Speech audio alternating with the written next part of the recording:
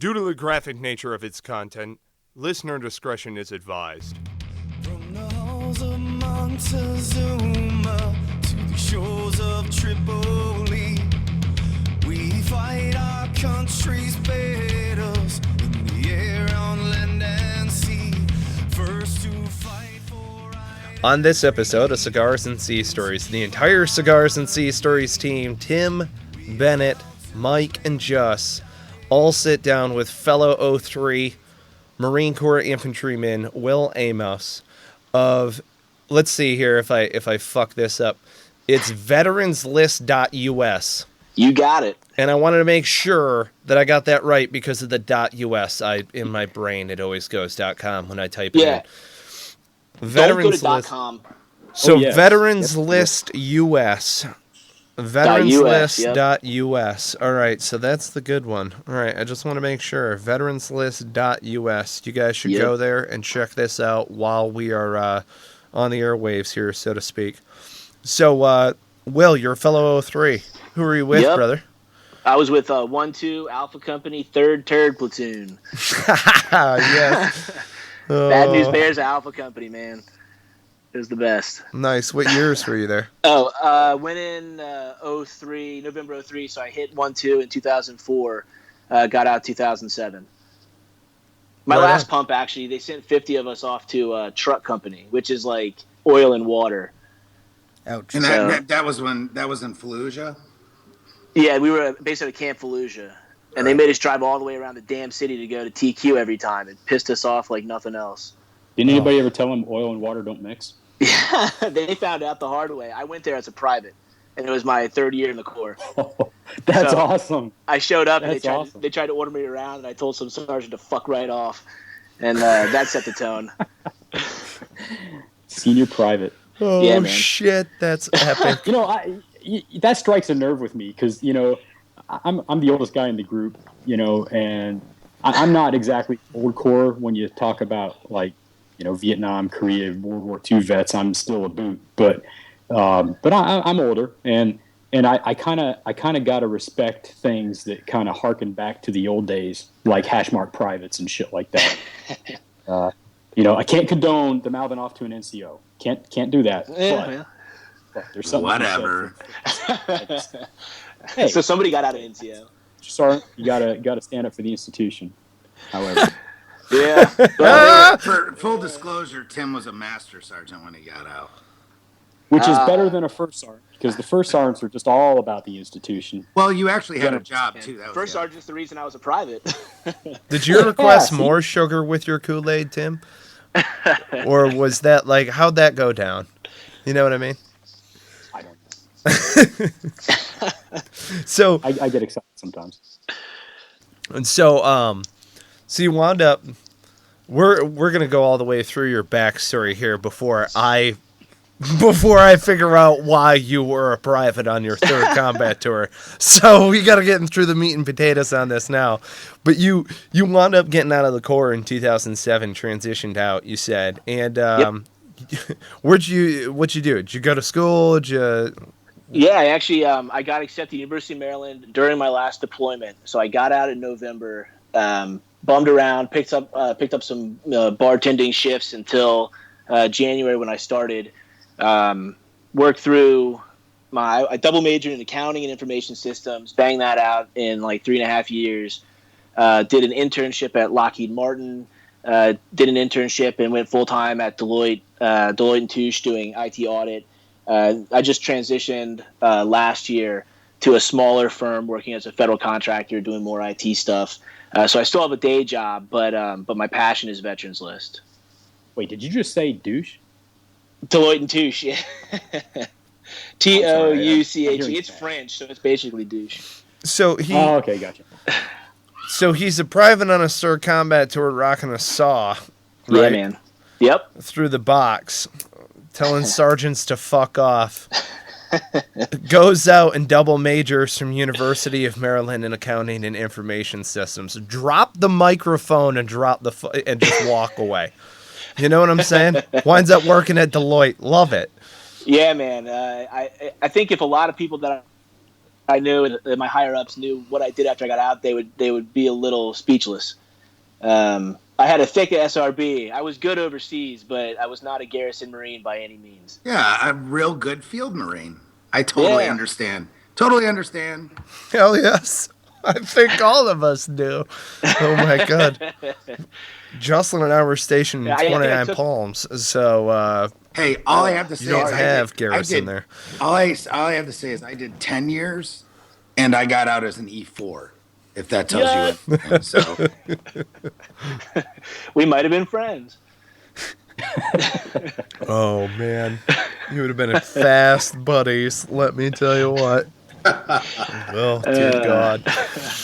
Well, while I was never a private because I was a meritorious PFC out of boot camp, I was a Lance Corporal and Sergeant twice. I was never Hey. a private either. I only held 2 ranks, and that is Lance Corporal and Corporal. That's it. See, I was only You a were never private. even a PFC? I was never even a PFC because I got meritoriously promoted out of boot camp as well. Oh, And then it all went downhill. All went I downhill. was only a private once, so Okay. you know. Well, that's good. I got out of Lance though. I got myself all the way back up. You just Nice. stayed one for a long time. Well, no, I went PFC, Lance Corporal, private, PFC, Lance Corporal. So There you go. remember that rumor around 2006 time frame? It was like, you get out as a Lance, they have to pay you because it's like the Marine Corps failed you. You remember that? Yeah, but you can't get ninja punched in the process. You know what I'm saying? Yeah. You gotta have. It's gotta be like, oh yeah, we didn't try to mentor you along the way. Like, it's like, I really don't. I think that was a rumor through and through just to get people to Right. try and stay Lance. right? Well, no. I'm just giving you Staff Sergeant's explanation to me. We're sitting there, and he's bullshitting with everybody. Just go, oh yeah, no, but you got to be like a really, really good Lance Corporal, and then, yeah, you make bank, man. It's like 120K. It's like what? What kind of bullshit is this? Oh yeah, That's like all of fucking 1-2. Well, I take the half of 1-2. The half that didn't get NJP'd would have been well paid. yeah. Hey Nobody man, picked up Corporal. I only got NJP'd once, and that was for screaming at a staff NCO. They didn't take a stripe. They didn't take any pay. I was put on restriction for yelling at a staff NCO. You just got your pee smacked. No big deal. Exactly. My first NJP was, and this is really bad, and I hate to admit it, but it is what it is. It was a young Lance Corporal, and I fell asleep on duty. Oh, ho, ho. On fire, well, or as we like to call it in the Marines, fire watch. Yes. I was out, and this is when I was in. I was actually still. I wasn't technically in 0321 yet. I wasn't a full member of Reconnaissance Battalion, but I was still in RIP, as we would call it, Reconnaissance Indoctrination Platoon. And yeah, man. We were like in the middle of the shit, in the middle of the training cycle. I hadn't slept in like forever, and they're like, dude, you got fire watch for the next, 6 hours. And this is at like midnight. And yeah, not good. All bad. Every bit of it's bad. You Charlie Sheened it, dude. You Charlie Sheened it in platoon. And it was horrible. And Totally did it. And I got, but luckily the BC, the battalion commander, showed mercy on me. And so did my chain of command, too. I mean, they got it, but obviously they couldn't let it fly. So I just got hit with, the only thing I got hit with was 45 and 45. And that was pretty brutal. Yeah. At recon, considering I still had a rope around my chest, and they would just beat me unmercifully. What's extra duty and RIP? Right. At least they got to They got to keep me. They kept me a Lance, and they didn't take any pay, so that was cool. Ugh. So let's hear it, bro. Why were you private? All right, so this is actually a story that takes a little while to tell. So we got a new we got nothing but we got time. we got a new first sergeant, and he was a combat engineer, real prick, straight off the drill field for like 8 years. He just had no fucking idea what he got himself into, and he said he was going to NJP our company into submission, and basically he would NJP so many people that infantry Marines would never get NJP'd again. Well, obviously that didn't go over well. He fucking hated us because we were getting NJP'd all the goddamn time over stupid stuff. So go through, I don't know, a couple months. I put in a leave packet to go to my sister's wedding. Well, my staff sergeant sat on it for like 4 months, and it ended up they moved the training schedule to we were going to be on ship during the wedding, and I pulled the bullshit flag and I requested mass to get leave. Him and Sergeant Major pulled me aside a couple times, like, a Lance Corporal is never going to beat a first sergeant or a sergeant major. This is bullshit. Like, you're just going to end up being on training anyways. Just, whatever. Tell your sister to move the wedding.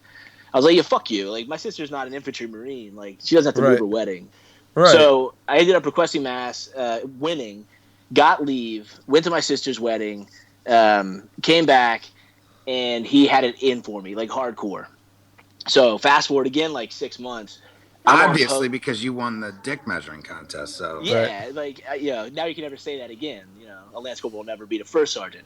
So fast forward to deployment. I go up on post on top of the HQ at our little forward operating base, and there's a pair of fucking 14s up there, the NVGs, and I'm like, shit, somebody's fucked. So I pick them up and I put them in my pocket. I take them down after my post, and I talk to my squad leader, my team leader. I'm like, look, I found these on post. Ask around. I'm not going to turn them in to fucking headquarters and, get somebody fried for leaving their NVGs on post. So we ask around. Nobody couldn't find out whose they were. So I have them for like a week and a half out in Iraq. And it turns out that the armorer wasn't doing his checks on post, and they were from the armory, like just to be to be left on post the whole time. And so they basically blamed me for stealing NVGs. What? Yeah, they said that I misappropriated government property because I returned them anonymously after like the shit hit the fan. So I got busted. Did your chain of command didn't back you up, even though you went to them and said, "Listen," or whatever? No. How did the SO? Wait, but I had a fast company corporal as my squad leader. He had no sack. This was his first deployment, and a first sergeant was telling him, "Yo, we're gonna fuck this guy. Like, I don't care what you say. He stole him." So nobody stood up. You got scared.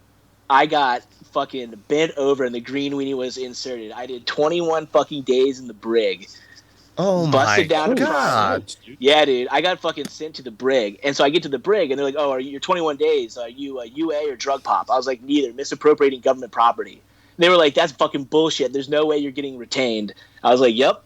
I'll stay. I'll get my honorable discharge. I got to do 21 days in the fucking clink because first sergeant's a prick." Well, because you were trying to do the right thing. Yeah, I was trying literally. To How did your corporal of the guard or sergeant of the guard not go down with you? I mean, there wasn't a proper duty changeover. No guard mount was done. Right? You weren't informed at all during the change of the guard that equipment was on the post. Thank you. So exactly. So the master sergeant's going to weigh in here. Okay. Yep. All right. So and there was no accountability from the armor either, and he walked away unscathed, even though they were missing for a week and a half before he picked up on it. Oh my God! So here's my perspective on this. And I sat in the brig for 21 days. You got the green freaking weenie, dude. You totally got the green weenie. And this is I don't want to come off as being anti-establishment, like hating on all the freaking first sergeants out there. Yes, you do. Yeah, I kind of do, but no, I don't, because I actually do have friends that are first sergeants that are really freaking good, Sure, and I got friends that are sergeants major that are really freaking awesome, and they know how to lead. And some of them were pogues when they were, still in the ranks, but they know how to lead, and it just really makes me sick. This was a systemic failure of leadership from the bottom, from your first level of the chain of your command, your chain of command, all the way to the top, to fail to get to the bottom and the truth of the matter. And, a freaking corporal who was scared, little fucking, oh God, corporals that are scared really piss me off. When I was a lance corporal, they pissed me off. As a master sergeant, they pissed me off because they're freaking useless. Yeah. Corporals that are scared to fucking do, what corporals are there for, which is to be the go-getters and the hammers and, to go out and get shit done. they're freaking useless. They're useless to a senior Well, lance corporal. and to take care of their freaking guys. Well, that's what I'm saying. To be a hammer and to take care of their guys, to go to bat up and down the chain. That's what a corporal is supposed to be there for. Right. And he failed you. And then of course, yeah. you talk to other guys in your chain. I don't care if you call him out by name right now. I'll call him up to, I'll find him on Facebook and say, hey, you're a pussy. I met this guy Will, and he says you're a pussy. I agree. But your first a freaking prick. What a counterproductive, anti-freaking esprit de corps, anti-leadership, fucking toxic leadership asshole. The one person I will call out is First Sergeant Anthony Cruz. He picked up Sergeant Major Anthony Cruz. He was running SOI on the West Coast last time I take that back. He's out in Japan last time I checked. Because periodically I will call his duty station and tell them to tell Sergeant Major Cruz that he's a pussy. Wow. Sometimes I'll drink a little bit too much and I'll just pick up the phone. Fuck yes. So like PFC is like, oh, Roger. Hey, this is Private Amos. Remember me? Hey, I got to tell you, it's really no. Lance Corporal Amos. He got out as the Lance Corporal. I'm sorry. Yeah. Well, I call him First Sergeant. I call myself Private. I go by how we knew each other. Yeah. Dude, that's funny, but it's really sad because it's sad because it overshadows all the good stuff about the Marine Corps and how many awesome freaking leaders there are, and how many brothers that we have that we can rely on. And they got our back, 24/7. And these always few 10%. There's always that 10%. Yeah, there is. Mm-hmm. Sometimes it makes it seem like it's more than 10%, and it just kind of gets. Well, what I love is the fact that it's like, okay, the guy's trying to do the right thing, gets out, University of Maryland, bam, and is doing greatness. Yeah, like back at you first. Obviously, he's got potential. That's sad that. Unfortunately, sometimes it's unrealized that he could have been the most hard-charging dude in the Corps. You know what I mean, and or whatever. But nobody cultivated that potential. And I commend you, Will, on being able to look at yourself and be like, hey, man, wait a minute. I'm not a shitbag here. There are a lot of other people. I'm telling you what, there are a lot of other people that I have met who have gone down not something, let's say, like so just ridiculous, but, they'll go down on some charges and they're just kind of looked at like shitbags, and that's how they start viewing themselves. And, it's real easy coming out of that scenario to kind of be like, woe is me, and be, sullen, downtrodden by it and stuff like that. Instead, you decided to walk out of the Marine Corps and be like, all right, what the fuck's next? Well, also, I think it's pretty cool, and it's a caveat to you that you still love the Marine Corps. Like you didn't let it skew your view of your brothers and sisters in the Corps and the Corps in general, just because of this one dude. Just because. At least I say it, but at least you still can refer to it as your beloved Corps. So I appreciate all that, and it left a little bit of a bad taste in my mouth. For a senior enlisted for the most part. But then I looked back and I looked at the great chain of command I had before that. The guys I went to Iskandaria with, they were just a solid group of guys from the NCOs all the way up to Major Moore, who led our company. And it's like anywhere else. You're going to run into some shitbags, and sadly, some of them are going to be a lot higher than you and hold a lot more power. But fuck them. I live my life now. Like, I want to run into Sergeant Major Cruz, and I want him to look at me and be like, "Fuck, like this guy is doing really well," and I tried to fuck him over, and all it did was make him stronger. So. Fuck you, Sergeant Major Cruz. You can suck my dick. Well, and in a way, you can kind of look at it like he helped you more than a lot of other people have. Yeah, because it gave you that push to be like, hell no, I'm not a dirtbag. A hard push from behind. Right. Violent thrusting pushes in more than one way. So that's not to say that guys need to get fucked over in order to get some drive and motivation in their lives. What that really means is that Will was, had it deep within him to be able to pull himself back up after getting screwed over. So any of the senior enlisted that may be listening to this recording, don't think that, oh, hey, I'm going to go back and I'm going to fuck my Marines now, and they're going to be stronger for it. You know? Yeah, they got, like you said, I've there are seen guys out there. a lot of guys who hit a bump in the road, and it they, like they said, they sort of embraced the shit bag, and they just sort of rolled with it, and I wasn't, like I said, I wasn't a good garrison Marine, but I was, I pulled my weight when we were deployed for sure. So what led, in going through all of this though, what really led to veteranslist.us? So it's actually kind of funny. But we were sitting around, we had hired someone to come fix something in our house, and he happened to be a veteran. And I was like, man, I should hire more veterans to do stuff around my house, like, because I'm like the worst with trying to fix stuff. I can destroy things all day, but do not ask me to fix something; it will get just more fucked up. So I have to hire somebody if anything gets broken. So I'm like, yeah, I'm going to hire my brothers and my sisters, whoever can do this, and pass the love on to the vet community. And I tried to go through the governmental websites, and they're terrible. I ran into a couple of other websites that were out there, and there's not enough resources on them. They're not very well put together. They're not intuitive. And I was like, I can do better than this. I can make this better. So I bought a domain, threw up a Kickstarter, and I actually got contacted through the Kickstarter by a guy in the area who was a former Army Ranger and sort of a serial entrepreneur. He was like, hey, man, let's have coffee. I like what you're doing. I'd like to help somehow. We met. He had some great ideas. We sort of, hit it off talking about different business ideas and stuff. We teamed up, put this together, dug around, found 130,000 businesses that are veteran-owned in the U.S. On launch day. We had over 130,000 businesses, and we're growing all the time. And so from there, we started going to different entrepreneurial events. And we met another Army veteran who actually is like an angel investor type guy, and he invests almost solely in veteran-owned businesses. And he helped us sort of grow and pivot. And now we not only do we have a place where veteran-owned businesses can be found, but they can come to our website and find different resources that we've used our list size to negotiate for small businesses. We have discounted services that people need, like credit card processing and virtual assistants and finding capital for starting your business and growing and filling prohibitively large invoices. And we've got more coming down the pike where we've moved from just being a place where you can find veteran-owned businesses to where veteran-owned businesses come to help them grow and succeed.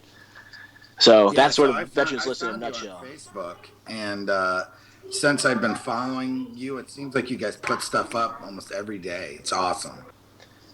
Yeah, so like with Facebook, if you're not putting stuff up every day, people aren't going to see it, and we have so much content that I could put up a veteran-owned business once a day for 130,000 days and never put up more than one. So never awesome. put one up more than twice or more than once. No, the other thing I mean, though, is that it seems like you guys are adding new stuff all the time. Oh, yeah, we're getting new services constantly. So, like, I have Rick Yost, who's the Army Ranger, who's helping out, and he actually is on full-time. This is all he does. He's a lawyer and a serial entrepreneur, so he's been doing this, and he just hammers at people. He's a fucking pit bull. If he does not like a deal and he can't go to a vet personally and say, I got this deal for you, and it's going to save you at least $500, we turn it away.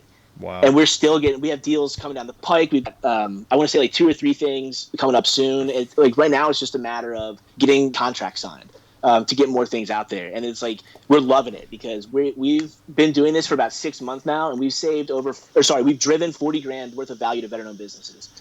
That's awesome. So that's through credit card processing. We've gotten a gym funded so he could expand his CrossFit gym. We've got a software package that government contractors can use to like do their time and stuff, and we're saving people money on that. So, and for 6 months, like we're saving people a ton of cash. And what we're trying to do is we're trying to drive $1 billion worth of value to veteran-owned businesses in the next 5 years. Nice. Wow, that's ambitious. I love it. Man, if you don't go big, you better go home. Yeah, absolutely. Hey, so when did you stand up the website? 14 months ago. 14 months. Wow. Yep, so that's a lot of growth, man. Was that August of last year? Yeah, it's a little staggering. Like I said, I have a full-time job, so I'm doing this at lunch breaks. I'm doing it in the evenings, on weekends, and it's at first it was a little overwhelming, but now I'm seeing people that are getting so much benefit from it. And it's just feeding me, man. It's like, it's amazing. Are you still working another job, or is this full time for you now? Yeah. I'm a federal contractor. I do IT audit remediation at DHS, Immigration and Customs Enforcement. Wow. 40 hours a week. Wow. That's awesome. Yeah, it sucks. Hey, look at that honesty! Holy shit! Yeah. Hey, but you know what? That means I can pump every dollar that we make in Veterans List back into finding more deals, making our website better, giving back to veterans. So, like Rick, the reason he's full time is because his wife is she's a lead attorney for some healthcare tech startup, and she just got stock options that are like good enough where he doesn't have to work, and he's a fucking attorney. So he dropped big money to go full time. Neither of us are making any money off this right now until we have the website where we want it, until we have our list of services where we want them. So yeah, it's definitely a passion project. We all know the feeling. Yeah. Well, I tell you what, I'm just curious. I'm just curious about Rick Yost. You said he was an Army Ranger. Do you happen to know if he has any connection to the guys at Blackside Concepts? No, he doesn't have any contacts with them. I'm Facebook friends with him, Marty. Okay, so right. We'll get you guys linked up. Friends of ours over here, so we just wonder if there's a connection. No. He Rick runs the what's it called? Some Ranger Association or something. I don't know. I just make fun of him for being in the Army, and he was an officer too. So I just bust his balls constantly. That's so awesome. Hell yes. Oh man, that's fantastic. Yeah, dude. Hey, and as you go to finalize everything, just a quick little shout out to Oak City Technology. They are offering out 5 hours of free work, free labor essentially to finalize, beautify, modernize different web technologies and stuff like that.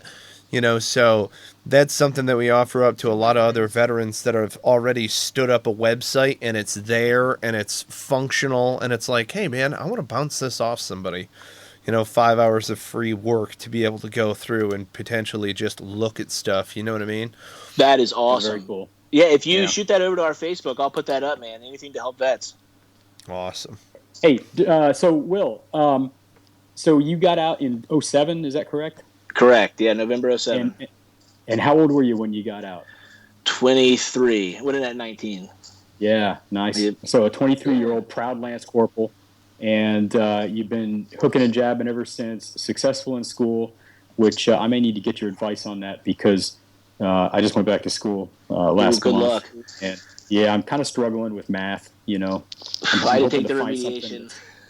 Yeah, I'm trying to find something that's not math intensive, Well, don't do accounting.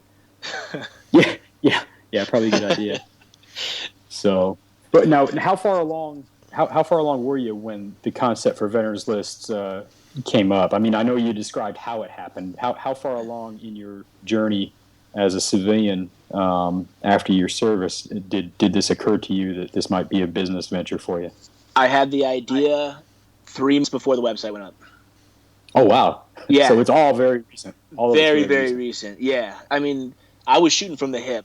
We were talking about it. My wife and I were talking about it, and we had a couple glasses of wine. I was like, fuck it. And I just bought the domain, did a little bit of research, found a commercial off-the-shelf product that did like 90% of what we wanted, and went rolling. Met Rick through the Kickstarter, a week and a half later, purchased the software, put it up, did all the customizations, launched 3 months later. Nice. So the Kickstarter thing, I know a lot of veteran entrepreneurs, a lot of entrepreneurs in general are looking to Kickstarters and crowdsourcing and things like that to help fund their businesses and their ventures. Talk to us a little bit about that. How'd that work out for you? I went in knowing nothing, not doing enough research, and got really, really lucky. We asked for a very small amount of money, literally just enough to buy the software and maybe a little bit for marketing or a couple extra little IT things we would need. If I'd asked for much more, it would have not been funded, and this probably wouldn't be happening right now. Wow. So since then, I mean, we got by the skin of our teeth, and it was mostly friends and family who contributed. We didn't do a video. We didn't have, very good rewards. We didn't have much anything. It was when I started it, I never envisioned it to be what it is today. So it was, like I said, it was a couple drinks in and decided to throw it up there. So it was not well planned. And I will say, do not do that. There's so much that you can read now about successful Kickstarters and what you need to have in there to make them successful. And I mean, I guess being a Marine, I just thought, yeah, fuck it, I'll put it out there. And of course, people are going to love this idea. I had the idea; it's awesome, and it's going to blow up and viral. No, that's not how shit works. You got to fucking, think about things before you do it. You can't just shoot from the hip. So there's so much that goes into a successful Kickstarter. It's crucial that you do the research and figure out what you need to do to get people to click that button to give you money, because no one wants to part with their money for nothing. But there's a lot of other things out there other than Kickstarter now. Like Indiegogo, it doesn't matter if you hit the whole amount, I think. You still get whatever you get. There's actually a really, really innovative thing that I guess it just started maybe a year or two ago. It's actually better known. It's called Street Shares. We partner with them to help people get funding. That's where we got the gym funded. And essentially what it is, it's like Kickstarter meets eBay.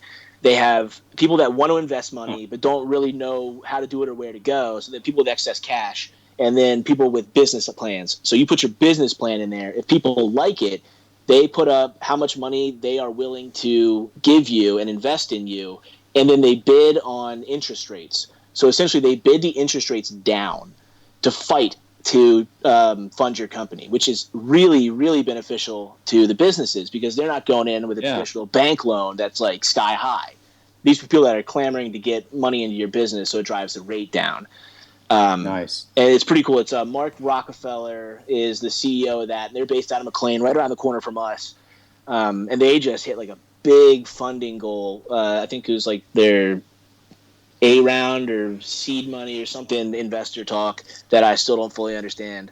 But they have like $500 million or something. So they're just slinging cash all over the place to better known businesses that have good business plans at good rates.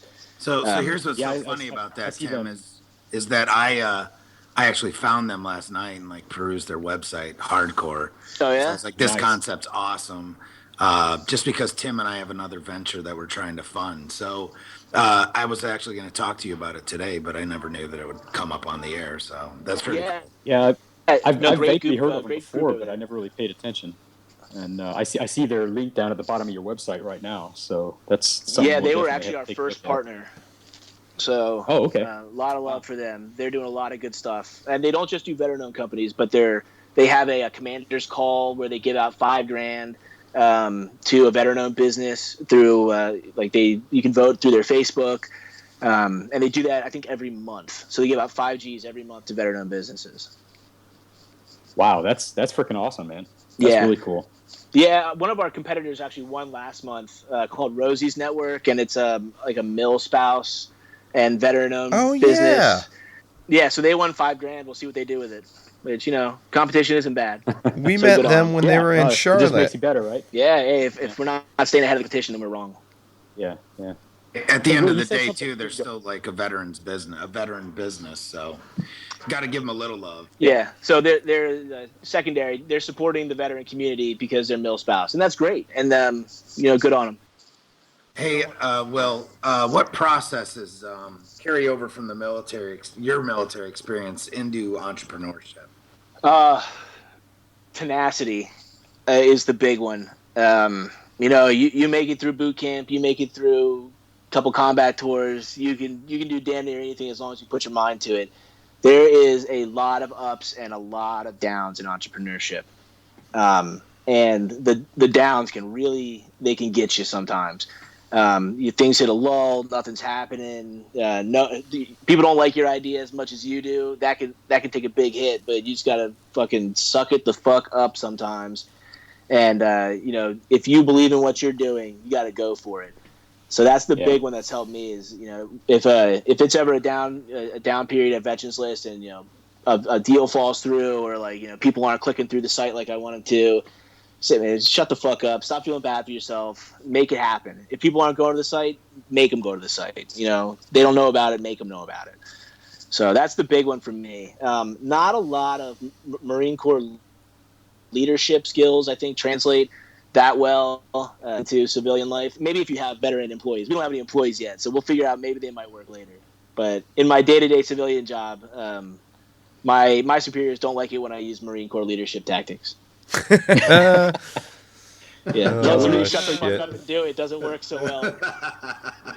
This IT stuff, I kind of envision you sitting in a cubicle just doing your thing, kind of you interfacing with the computers. Is that more or less it? Well, actually, mostly I do the IT audit, so I have to deal with a lot, and it's frustrating because it's people that don't want to do stuff for you because you're an auditor, and everybody hates auditors. So it's like I got to go put on a smile and tell some GS11 that I need some document, and they're telling me to get bent, and I have to be nice about it, which is brutal.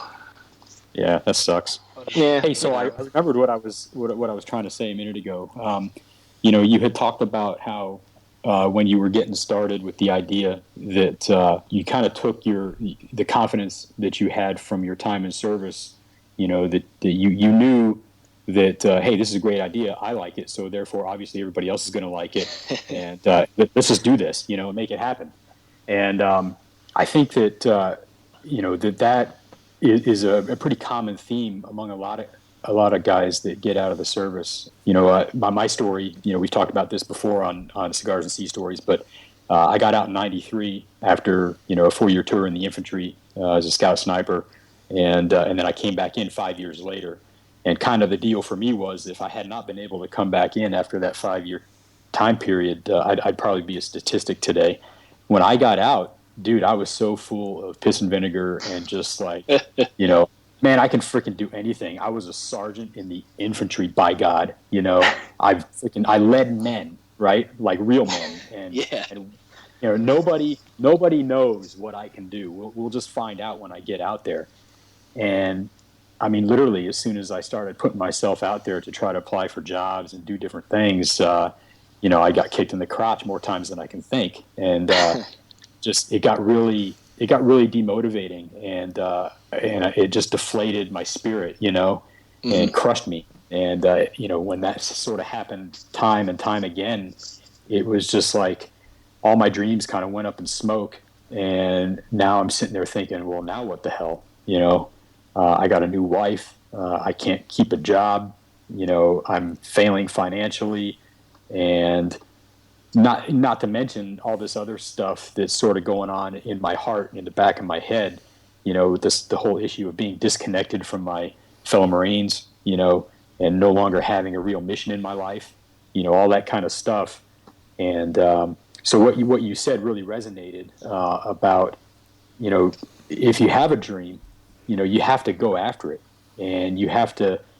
It helps to prepare, but if you didn't prepare, well, pick up the pieces from the initial rubble when it all gets blown to bits, and take the parts that are salvageable and keep running with them. Because if that's your dream, that's your freaking dream. Speed, surprise, and violence of action. That's sometimes it's how we live for in the Marine Corps. It works to a degree when you get out. As long as you just keep that speed and that violence of action going, something will happen.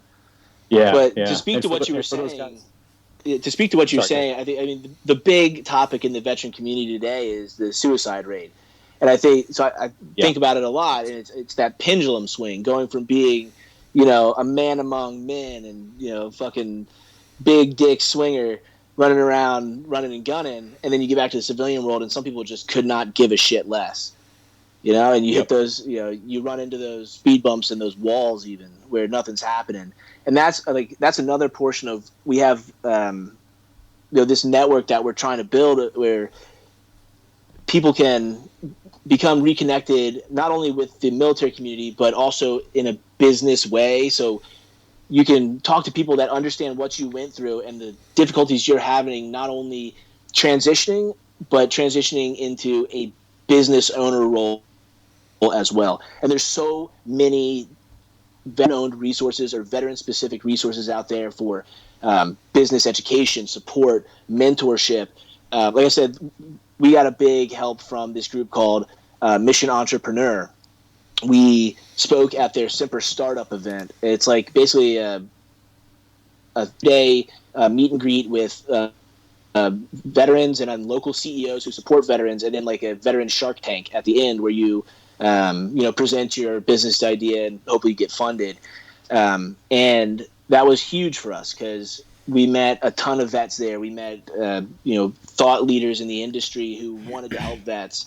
And it changed Veterans List so much for the better, to the community so much more. It's a big, big focus of ours, to help vets grow and succeed. And hopefully that'll help, bring a little morale to the community, especially the business owner community. Yeah, absolutely. And that's what we're trying to do here at Cigars and Sea Stories in some way, kind of centered around plunking a microphone down in front of a bunch of Marines, former servicemen, whatever, veterans, to add value to the community. We're going to smoke and joke and have a good time, but in the end, we want to add value. And I think it's awesome what you're doing. I think you've got a great thing growing, and I hope it continues to do well. Thank you very much. I'm just happy to find a podcast where I can say fuck and shit and talk about business at the same time. Well, hey, that's basically in a nutshell what we do. The things you're saying mirror what we end up, piping on about for hours on end on our podcast, and like Tim said, we really do appreciate what you're doing. We'll get your name out there, get that some exposure, or at least what we have as far as an audience to give. See about getting them involved as well in whatever capacity, That's fantastic. And I think I'd love to send some, Marines or FMF corpsmen your way if I run into them, business Please owners do. and stuff. Because it's absolutely getting that connection and, and help you guys help get the word out about these small businesses. That's what we're about. Yeah, we invite every Marine and FMF corpsman to come on the show and join the conversation as our guest. So, I mean, it's not just Marine entrepreneurs. If you've got a Marine veteran or FMF corpsman who's out there past or present that wants to come and just join the conversation and chill out, by all means. Cool. So, absolutely. I'll put the word out to my buddies. I was in 03. I know a lot of loudmouths. They'd love to come on the show and just rant. Yeah, what is it about grunts? We like to hear the sound of our own voice. Hey, there's still a couple questions hanging out there for you. Yeah. One in particular. So your name. Oh. You knew we were going to go there. So Are you related to the guy or not? Will Amos. Who's the famous Marine named Amos? Do you think I would have been court-martialed for some bullshit if I was related to General Amos? My life would have been so much easier if he was commandant when I was in the Marine. that's what I would have fucking told people. Really? You're going to do this? Yeah. To the nephew of the commandant? Really? Yeah. What? Yeah. I'm not going to say that we're related, but Yeah. Nah, man. So funny story, though. I live in D.C., so obviously there's just a ridiculous amount of military people here. We had some good friends around the corner from us. They were both Army. The wife worked for the Sergeant Major of the Army or something. Anyways, she took my wife and daughter, along with her and her daughter, to a gala for some organization that helps people talk to their families when they're deployed. And they had this big thing. My wife ends up meeting General Amos. Does not mention that she is married to a Marine and her last name is Amos. She was starstruck. She was like, "Oh my God, I met General Amos." I'm like, "Holy shit, did you tell him your last name's Amos? Did you tell him I was a Marine?" She's like, "Oh my God." I was so starstruck. I didn't even think about it. I was like, "Oh my God, you're killing me." You gotta be kidding. Isn't that grounds for spousal abuse or something? Yeah. Only on base. I'm just kidding. That's gonna get us some bad feedback right there. You don't want to cut that one out. Yeah. I didn't mean it. I know. Isn't that grounds for spouse? So that brings up another question, though. So you're married, and do you have any kids?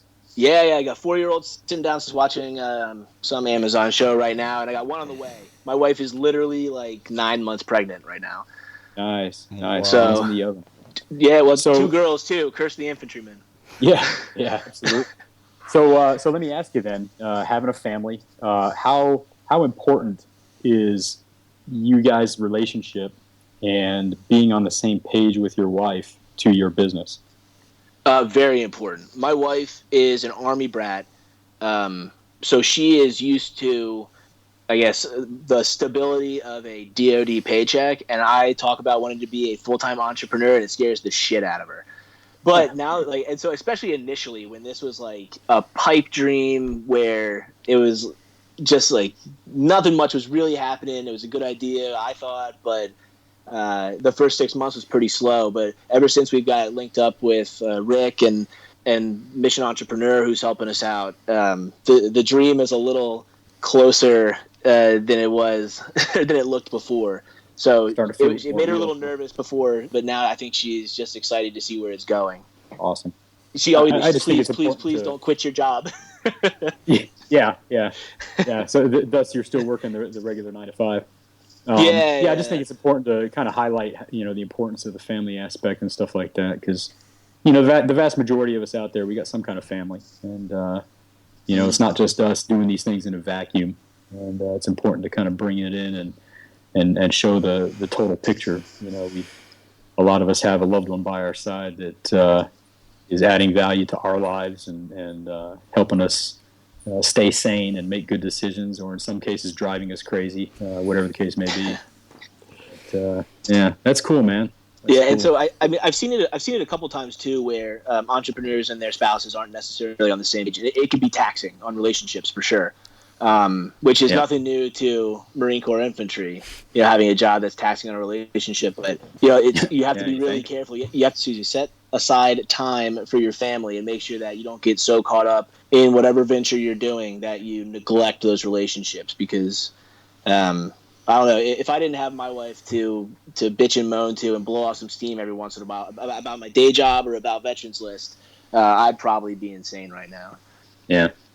Gotcha. So what town do you actually live in, man? West Springfield. West Springfield. Okay. All right. I might actually move over to Maryland, though, a little bit closer to you guys, out to Annapolis again. So I'll be close to the home of the ring knockers, United States Naval Academy. Uh-oh. Yeah, I know, right? Yeah, I'm the only one that lives over here. The rest of them live in North Carolina. Oh, gotcha. You all still stay in Jacksonville, huh? No. Tim kind of did. Yeah. Yeah, I'm not too far from Camp Lejeune. I'm in between Lejeune and Cherry Point, and of course, Sebastian and Mike are up in the Raleigh area. Nice. But Will, just full disclosure for the rest of the team, I will disclose for them. The 3 of them are Hollywood Marines. I am the only East Coast, Paris Island bred Marine of the group. Can I? That's funny though, because only West Coast Marines tell you immediately. It's like a vegan, a CrossFitter, and a West Coast Marine. You can't shut them up about it. You can go there. But, all right. So do you have a beef with CrossFitters, or is? All 3 of them served in Lejeune, and all 3 of them have daughters. I wonder what's going on here. I don't know. It's Maybe it's in the up in the water. That's what it is. To give Tim a little props, though, he ended his career at Lejeune. Oh, that's a lot of people ended their career at Lejeune, but prematurely.